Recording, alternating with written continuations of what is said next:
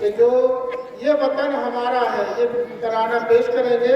आप हज़रात इन बच्चों के लिए बुलंद आवाज में ताली बजाएं ताकि बच्चे खुश हो जाएं।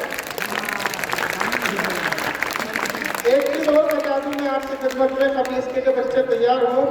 इस साल गणतंत्र दिवस को नारी शक्ति के रूप में मनाया जा रहा है और इसीलिए हमारे प्राइमरी शोबे में ज़्यादातर हमारी बच्चियों ने अपनी तैयारी पेश की है ताकि ये बता सके कि लड़कियां किसी से कम नहीं है।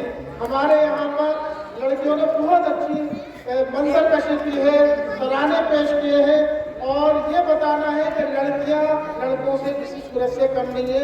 ये हिंदुस्तान में हमारे कई बोर्डों के रिजल्ट भी बताते हैं कि लड़कियां कहीं आगे हैं लड़कों से, और ये हमारे मदरसे में भी इन्होंने अमली तौर पर पेश करके दिखा दिया। इन बच्चों की सलामती के लिए मावादा प्लस सलवात पढ़ें। अल्लाहुम्मा सल्ली अला मुहम्मद व आले Muhammad. Good morning everyone, we all from class 7. Happy Republic Day.